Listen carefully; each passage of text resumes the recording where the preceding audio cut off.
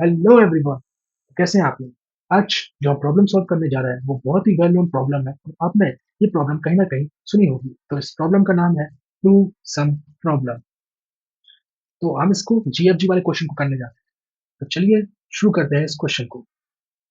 तो इस क्वेश्चन में हम दिया क्या है, हमें एक एरे दिया गया है जिसमें हमें दो कोई दो एलिमेंट्स मतलब एलिमेंट्स रिपीटेड नहीं हो सकते। तो कोई दो एलिमेंट्स को सम करके जो हमारा टारगेट वैल्यू है वो आना चाहिए। जैसे कि इस इनपुट के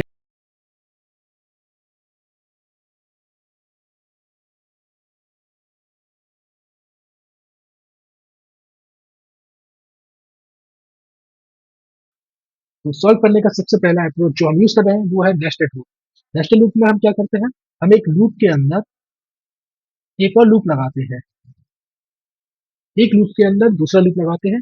मतलब एक एलिमेंट जैसे कि हमारे पास वन टू थ्री, हमारा टारगेट है फोर। तो इसमें हम पहले तो इसका इससे कंपैरिजन करेंगे, फिर इस वन का इससे कंपैरिजन करेंगे और एक बार इससे कंपैरिजन करेंगे।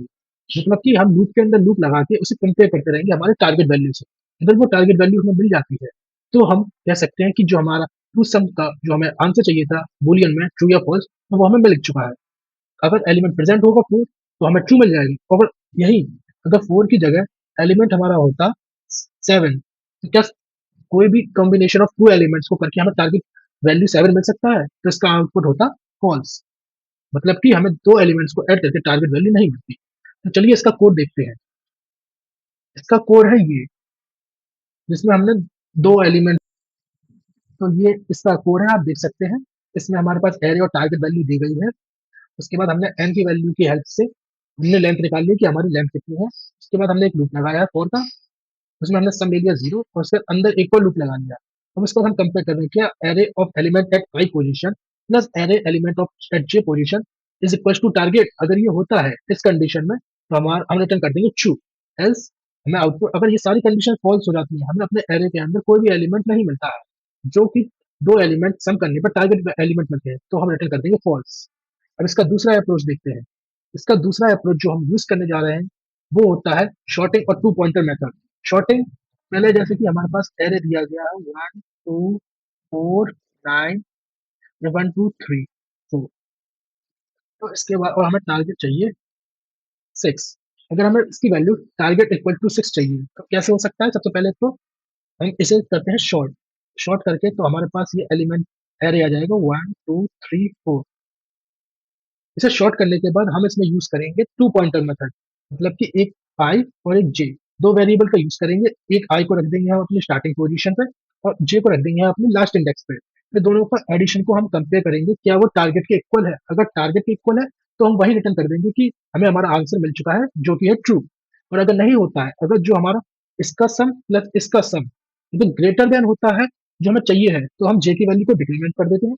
अगर इसका सम और इसका सम करने पे जो टारगेट वैल्यू है वो कम आती है तो आई की वैल्यू को इंक्रीमेंट कर देते हैं। तो चलिए इसका मैं आपको कोड दिखा देता हूँ। तो इसका कोड है ये, जैसा कि आप देख सकते हैं कि हमने यहाँ मैरिज डॉट शॉर्ट का यूज किया है अपने एरे को शॉर्ट करने के। उसके बाद हमने एक आई पॉइंटर लिया है, एक जे पॉइंटर लिया है। आई को हमने अपनी स्टार्टिंग इंडेक्स पर रखा है और जे को हमने अपने लास्ट इंडेक्स पर रखा है। वहां से फिर हम वाइल का लूप लगाते हैं कि हमारा element at I position plus element eight J position, अगर टारगेट इक्वल होता है तो हम रिटर्न कर देते हैं ट्रू। नहीं तो अगर array of I position plus array of J position is less than target तो हम आई की वैल्यू को इंक्रीमेंट करा देते हैं, वरना हम जे की वैल्यू को डिक्रीमेंट करा देते हैं। तो अगर हमें आंसर नहीं मिलता है तो हम रिटर्न कर देते हैं फॉल्स। तो अब हम बढ़ने जा रहे हैं अपने लास्ट अप्रोच यानी कि सबसे ऑप्टिमल अप्रोच पे। ये सबसे बेस्ट अप्रोच होता है जो कि है using hash set. Hash set की मदद से हम इस जो हम एक हैश सेट क्रिएट करते हैं और हमारे पास टारगेट दिया रहता है और एक एरे दिया रहता है। जैसे हमारे पास एरे दिया है वन टू थ्री, तो टारगेट हमें निकालना है। जैसे कि हमें टारगेट निकालना है फोर, तो हम क्या करेंगे, अगर हैश सेट पे सबसे पहले तो हैश सेट खाली होगा तो इसमें हैश सेट में हम क्या करेंगे, target minus array of I index पे, यानी कि पहले एलिमेंट को टारगेट से माइनस कर देंगे। अगर वो हमारे हेड सेट में पहले से प्रेजेंट होगा तो हम कह सकते हैं कि हमें जो दो सम करके दो एलिमेंट्स का सम करके टारगेट सम चाहिए था वो हमें मिल चुका है। और अगर नहीं मिलता है तो हम फॉल्स रिटर्न कर देते हैं। फिर पूरा ट्रेवर्स करते हैं हम इसको, तभी हमारा ये इसमें ऑर्डर ऑफ एंड हमारी टाइम कॉम्प्लेक्सिटी आती है। जो हमारे पहले दो अप्रोच थे जैसे कि using sorting plus two pointer method, तो शॉर्टिंग में हमारा जो टाइम यूज होता है वो होता है order of N log N. वही जब हम अपना पहला मेथड यूज़ कर रहे थे नेस्टेड लूप, तो वहाँ हमारा टाइम कॉम्प्लेक्सिटी लग रहा था ऑर्डर ऑफ n स्क्वायर।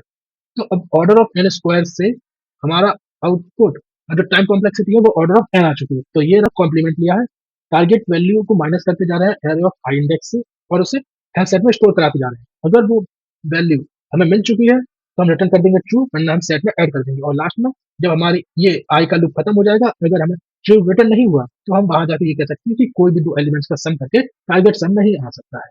तो आज के लिए बस इतना ही।